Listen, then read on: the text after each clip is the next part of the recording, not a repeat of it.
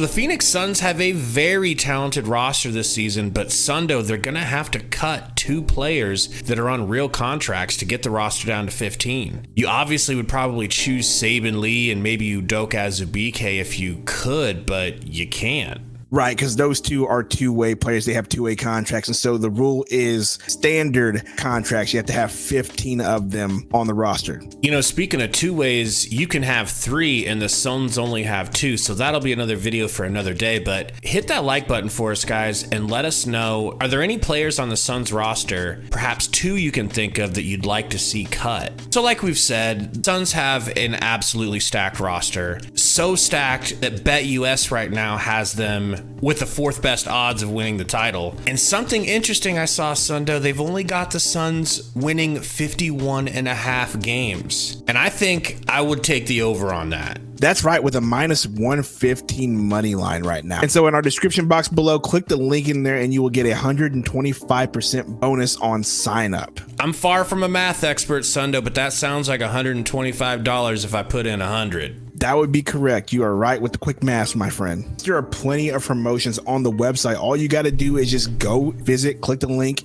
and look.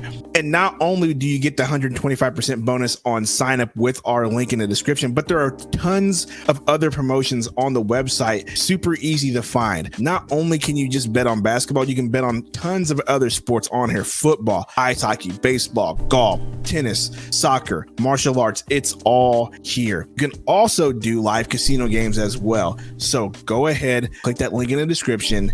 BetUS, our sports book for the entire season. The first most obvious odd man out for me, Sundo, is gotta be Baby Malo's father, Ish Wainwright. And I say this all the time. I feel terrible saying it because he's such a good guy. He's so funny and lighthearted and probably is the best locker room guy that you could have at the end of the bench. I just think we are so forward heavy, and he was one of Monty's baby boys, and it seems like that's the only reason he was on the roster. That's my first nominee. Yeah, I think that's the obvious one. When you look down the roster and just look at all the names, that's the one that sticks out as, does he absolutely need to be here? I agree with your point. You have a ton of wings on this team. And so Ish Wainwright, once again, just doesn't seem to fit the mold of what we're doing. Once again, we want long defenders who can hit threes, and Ish Wainwright might be long and he might be a little thick boy, but he's definitely not hitting any threes.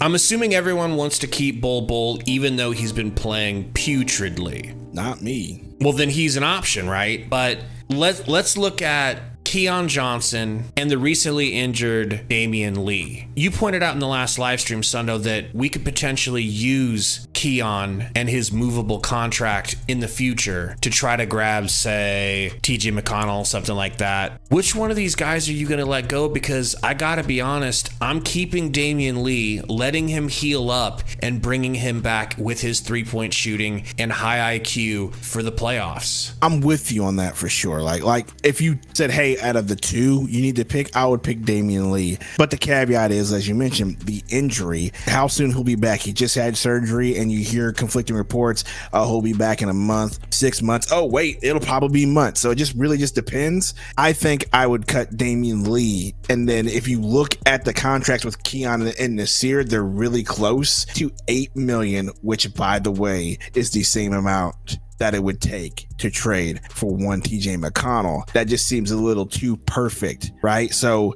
I would keep Keon for that technical fact. Him and Nas can go and we can get TJ McConnell after November. So that would be my pick, would be cut Damian Lee. I just don't think that's going to be enough to pry TJ McConnell away from the Pacers, but that's also another topic for another day. It's one big number topic that we could really talk about because there are plenty of options that we have. Now, you have me intrigued, though, because you mentioned Bol Bol. I think giving up campaign for Bol Bol, I'd kind of like to see him in the regular season a little bit, but are you saying you'd keep Keon in favor of Bol Bol? I'm just saying, look at how the preseason is gone and look at the amount of minutes that Bol Bol has played compared to Keon and others, and he's just not playing well. He's not getting minutes. He looks like, as you mentioned, a dum-dum out there sometimes. I just feel like he's playing his way out of a roster spot, not playing himself into one. And that's just what I see on the court. tell us in the comments where you come out on this. Which two players are the odd men out? We are planning a live stream Sunday night. Hopefully we'll have Tori from Blazers Uprise, maybe even Eric. We're gonna talk about the recent matchup between Nurk and Aiton and the upcoming game on Monday night versus